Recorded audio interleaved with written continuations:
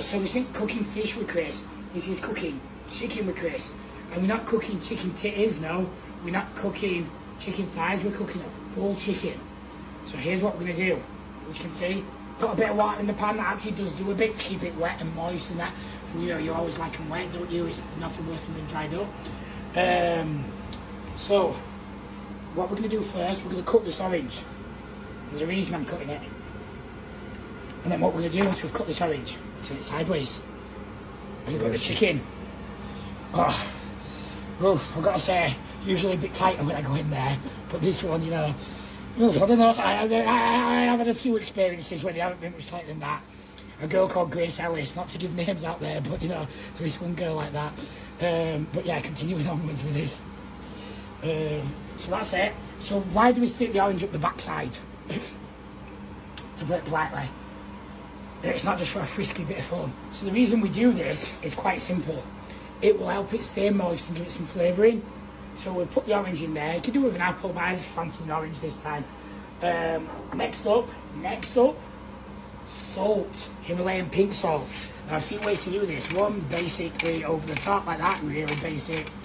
Now you can also do that in there. I probably should have done that first, but that'll do. Next, a little bit, not a ton, very important this. So we're going to use extra virgin olive oil on top, just a tad. And the reason being, this will stop the butter from burning the chicken.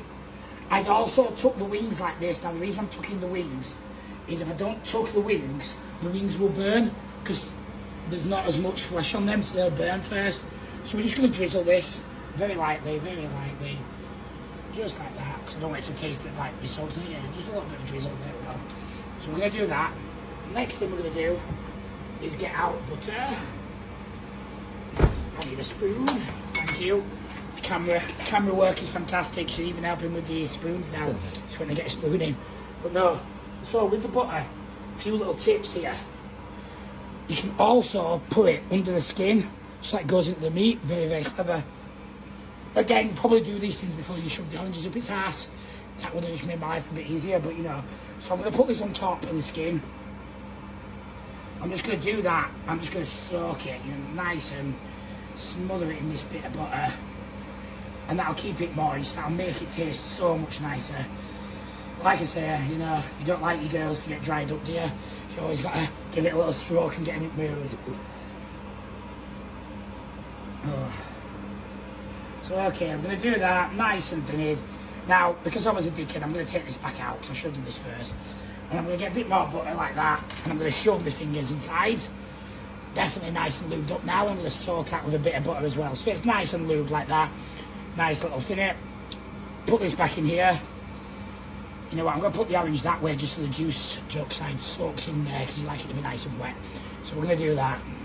I'll just, believe it or not, you'll be shocked at how much this does for the taste, despite the fact that I'm talking a lot of shit at the same time. It will do wonders for it. Right, yeah. I'm going to dry this little shit off my hands now. Nothing worse than when not clean down there, is there? But no, joke side. I'm going to do that. Now I've got a bit of mixed herbs. Now again, I'm going to go just sprinkle a little bit. Okay, let's pretend I didn't pour that much on.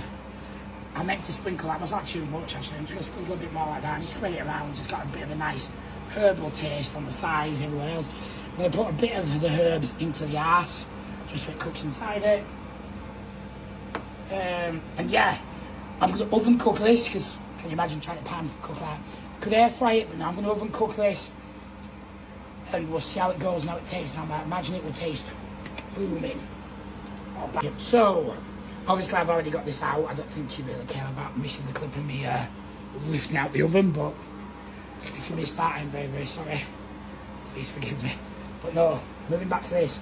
So as you can see, it's cooked very nice now. I haven't tried it. You know what I could have done? And I'm stupid. I could have drizzled it in some lemon sauce and give it a bit of a lemon taste, couldn't I? Could have cooked it for the last 5 minutes lemon.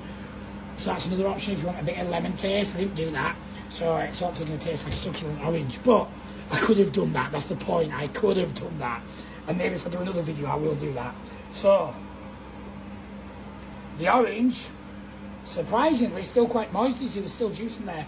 Which the positive thing about that is all the juice is, I'm sprinkling that on there just to give it a nice little bit. Look at that. Shit, that was hot.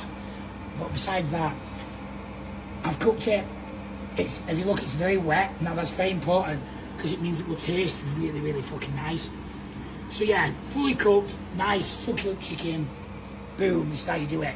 And don't be, especially if you're bulking, don't be scared of the fucking thigh. It's actually very, very good for you.